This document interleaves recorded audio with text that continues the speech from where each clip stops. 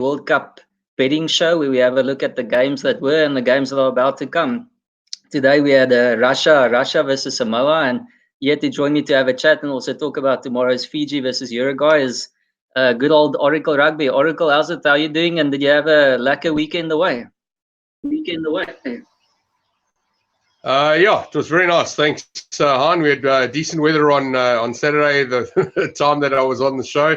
Sunday was horrible. It was overcast and raining, and yesterday was the same. Today's been a nice day as well. So, yeah, it was a nice break. I'm back at work tomorrow morning. So, yeah, I enjoyed the rugby this morning.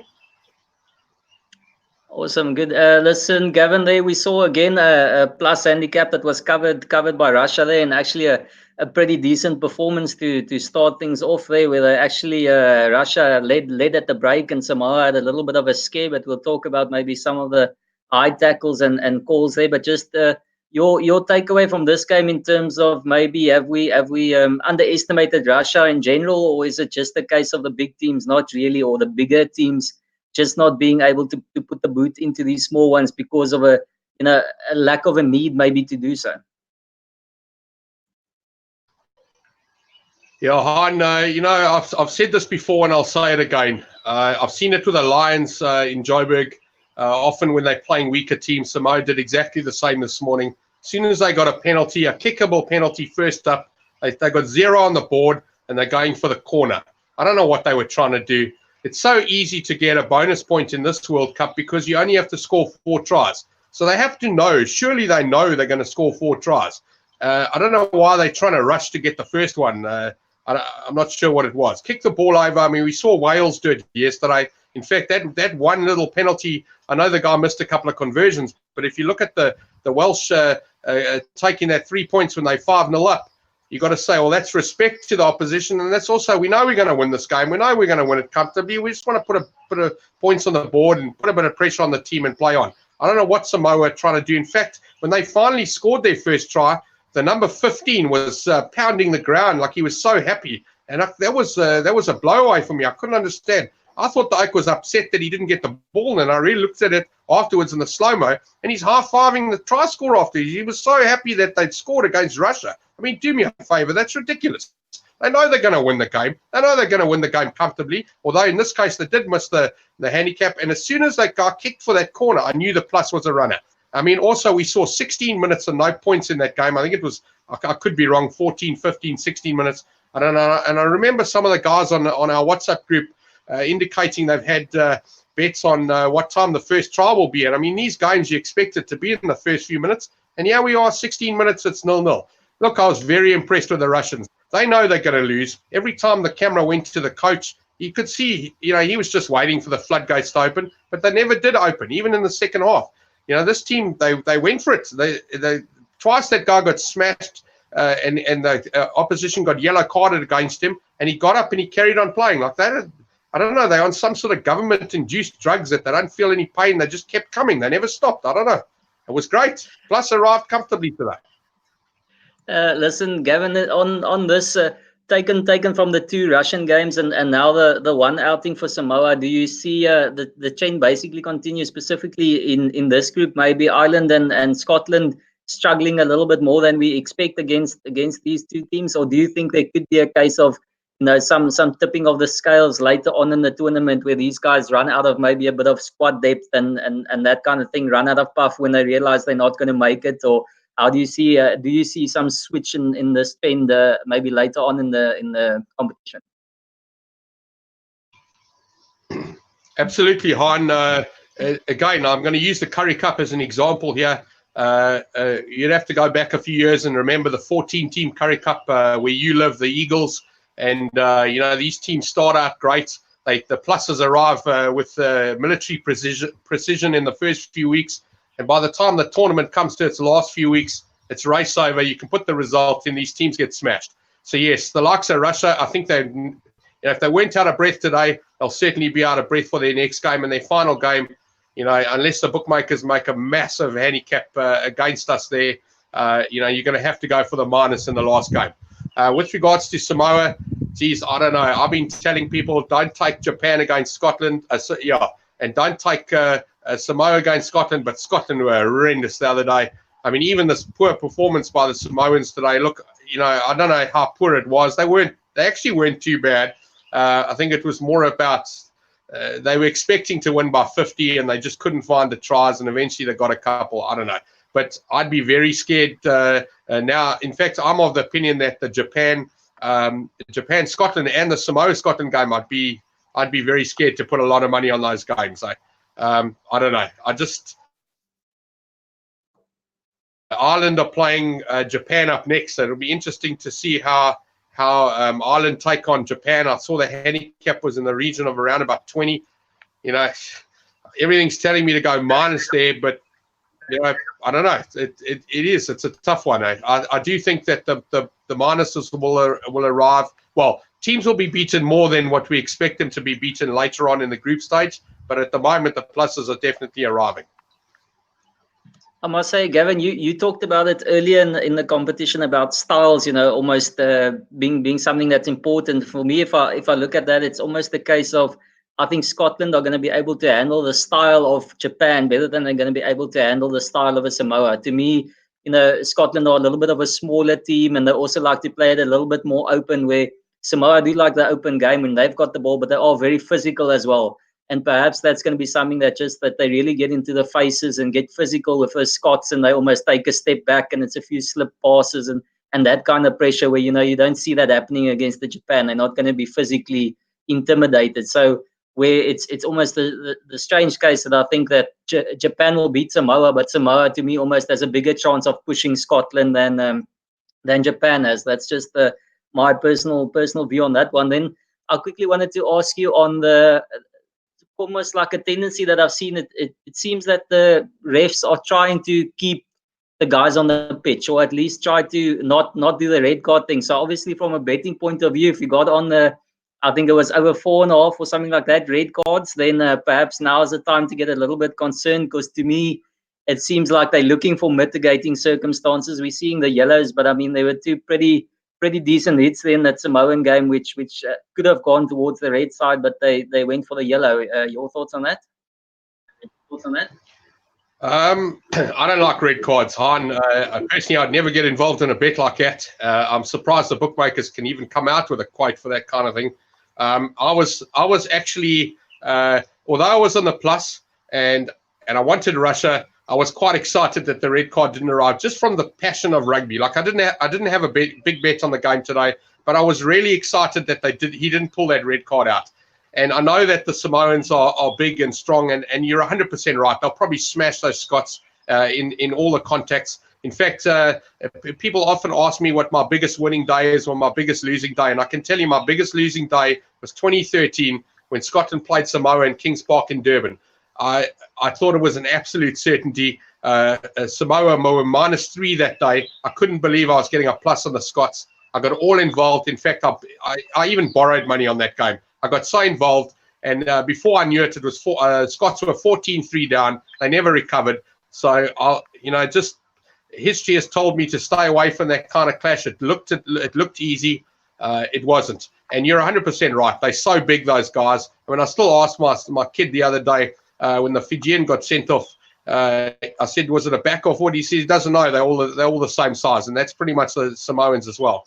With regards to those cards, yeah, look, I'm all for the varsity cup system. You've seen it in play before. I'm happy to send the offender off. I'm happy to send him off for as much as 20 minutes. He doesn't have to come back on the field, but let another guy come back on and let the game continue with 15 against 15. I don't believe you should punish the game, the spectators, the punters, the whole thing, the team, whatever, the opposition. I don't think you should punish anybody else other than the offender. I understand that the game needs a little bit of a punishment because he's done it on that field in that game. I do understand that. Take the Eichel for a little bit of time, but then put somebody else on and keep it 15 with 15. And I'm pretty sure that law will eventually arrive in modern day rugby. I know they've trialled it out with Varsity Cup and it was successful. Everybody's happy with it.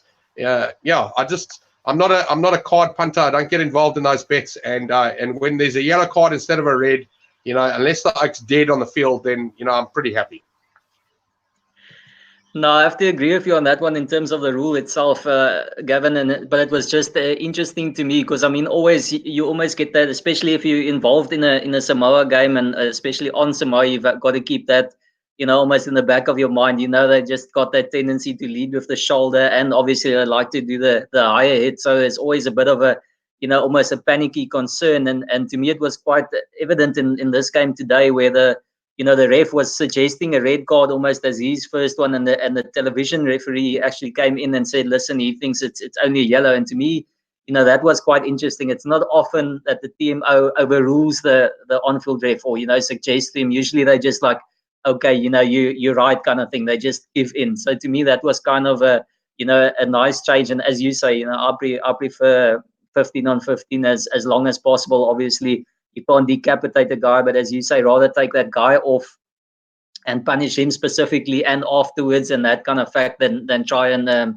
mess with the game, because we want to see it 15 or 15, regardless if you're a fan of rugby and not just there for money or whatever. Then if it's fine, if you can, we move on to Fiji and Uruguay. I see the game for tomorrow. It's a Fiji are 31 and a half favorites there, and the points line at 54. I know usually not that big in the points punt pre-game, but on the points and the handicap, where are you thinking of going at this stage? I always like to do the calculation. So you say it's 54 points and it's a 31 handicap. So that leaves 20, 50, 54, you said, eh? Yeah. Yeah. 54 minus 31 is 23. So that's 11 and a half. So they're expecting Uruguay to score 11 and a half points here.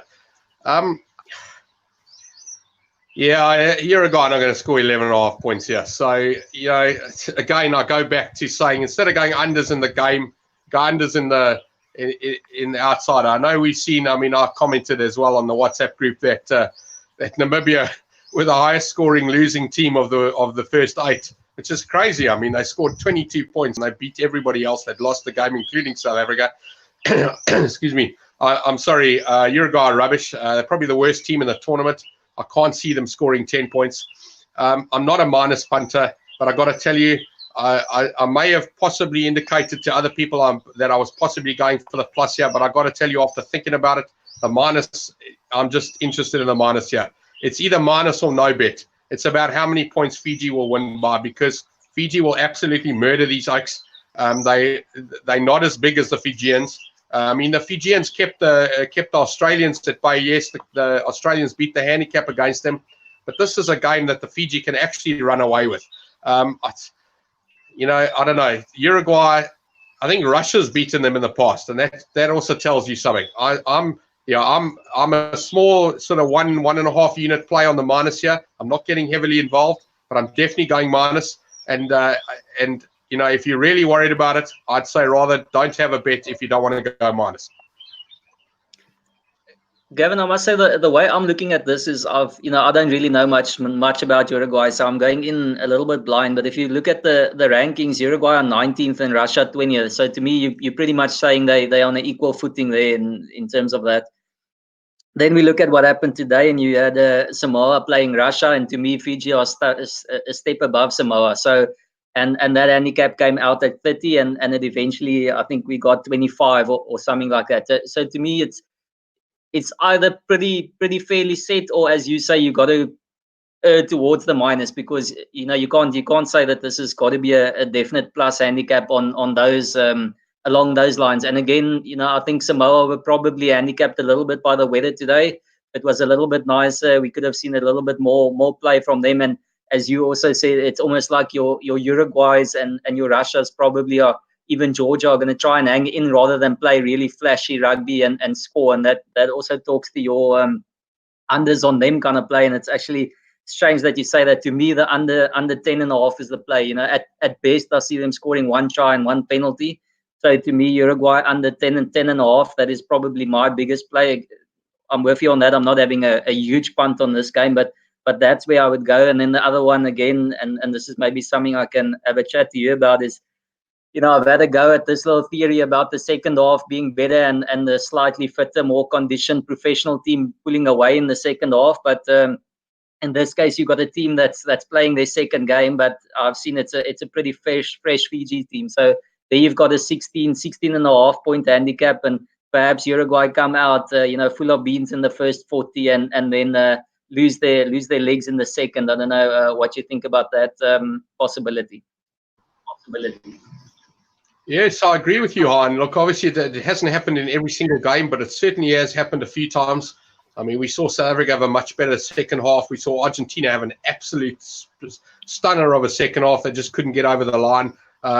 Interestingly, though, with that Welsh and Georgian game yesterday, it's sitting at 29-0 at halftime. It was interesting because I looked at that yesterday after the game, and I thought, but surely they won by 29. And then I had a look there, and I thought, geez, the Georgians actually matched them in the second half. So, yeah, today the Russians obviously weren't there. The Uruguayans, I don't think, will be anywhere in the second half tomorrow. So they'll probably put up a fight for about 15 or 18 or maybe even as much as 25 minutes, and it'll go after that. But there's something interesting about the game tomorrow against what we've been used to over the bigger games the last 2 days. It's a day game, which is interesting for a day that only has one game. They're having it during the day. I've got to believe this suits the Fijians, because I don't think there's a floodlight in sight in Fiji itself. So I don't think they're used to playing at night, and the Uruguayans, I don't think they're used to playing at any time of the day. So this should suit the Fijians, and they're big enough, they're strong enough. You'll probably see some 7 skills coming about, and I do think they'll beat this handicap. I agree with you. Unders, if you're not going to have the minus, and you do want to have a bet, then I'm going to suggest you go with Hein and myself here and go under 10.5, and I'm quite sure you'll be able to find 11.5 if you look around. Although 11 and 10 won't make actually any difference, because here we are predicting a maximum of a 7-point try and a 3-point penalty. If they do get another 3 points, then they're sitting on 13, so you'd need plus 13.5 to beat all of that. And I don't think you're going to get a plus 13.5 unless you find it at sort of likes of 6 or 7 or 10. So if you want a 9 to 10 bet when evens play, go for the plus 10.5. Sorry, under 10.5 in this case of Uruguay not scoring more than 10.5 points. In fact, you've probably convinced me. That's actually more of a punt for me than taking the Fijian minus. But I wouldn't go unders on the game. I'm very scared of that. Fiji can score 50 points here, and Uruguay can quite easily get nothing or 3 or at worst 6. So yeah, I don't know. It's a day game. I think Fiji will run rampant here. No, as you say, it could be a pretty big factor there. I haven't checked the weather, but if it's normal weather, then Fiji really could cut loose. And just if people are wondering on the team news, it is a pretty much full house, full scale changes from Fiji. I think somewhere like 12 changes or something like that, just from looking at the team sheet of the previous game. But there's still Goneva and Radradra is still playing. He's just moved out, and so there's still plenty of danger there, and guys who can run rampant. So I wouldn't be off them. And then just a little, obviously, first try scorer for me, Nakarawa, the big running lock, has been moved to number 8. So I'm going to give him a first try scorer at 12-1. Just a little play there, because I've got to keep that running. Then Oracle, just before we go, the last question. I'd just like to say, from where we are at the moment, and I think we've now pretty much seen all the big guys, all the big guns have a go. Is there either someone that you think is worth a little bit of a play? Obviously, I don't have a look at the outright prices, but just someone that out of the big dogs that have impressed you probably more than you'd expect thus far. Absolutely not, except Wales. I think Wales is actually very good, although Wales goes up against South Africa and New Zealand. I can't see Wales beating them. Wales will beat Australia later in the week. I still see a South Africa-New Zealand final here. I'm still smarting about New Zealand only scoring 2 tries against us. I think it was a great defensive play from our part. And the 2 tries they did score were quite easy, so there is a bit of a hole there. But yeah, this is a South Africa-New Zealand tournament. We'll go back to the final at the end. Other than Wales, really, Ireland looked like they were just playing normal rugby. Scotland were rubbish. I was telling everyone, don't touch Japan against Scotland. Now I'm actually retracting that. Scotland were actually horrendous. And I don't know. Long term, I think, South Africa, New Zealand final. I can't see Australia or England. England were so poor. I mean, they were shocking. They should have put that team. They could have scored 80 there, but they were sleeping. I don't know. We'll have to see the second game. And we haven't seen everybody play. I know you're talking about the big ones. I'm really looking forward to this USA team playing, and obviously a bit of fun with the Uruguayans. I just want to point out a couple of things there. You asked me about, well, you just mentioned first try scorer. I've got to tell you, other than a couple of Fijians, which I'll remember from just hearing their names a million times on Sevens play, I have absolutely no idea who's in the Uruguayan team. I wouldn't know if it was a good team or a bad team. It just reminds me of that game in 2005 when they played in East London, and I think it was Dion Kaiser scored 4 tries. But interestingly, that handicap started at 37 on the Tuesday or Wednesday afternoon. Then the Uruguayans touched down on Thursday morning, and apparently there were two players that had been capped for Uruguay before. Uruguay ended up getting a fine because they showed up with effectively a C team, and they got done 134-3. So I don't even trust those oaks. I barely trust the Russians. I definitely don't trust the Uruguayans. So, yeah, I'm not going big tomorrow, but I'm going to enjoy the game. Cheers, Oracle. Thanks so much. So there you have it from our local Oracle. It's still New Zealand and South Africa to make it to the final, and tomorrow just put a penny down on Uruguay under 10.5, even though we don't know any of their names. Cheers, everyone. See us again tomorrow. We're going to be back at our normal time slot, which is 9 o'clock during the weekdays. So we'll see you guys at 9. Have a good one.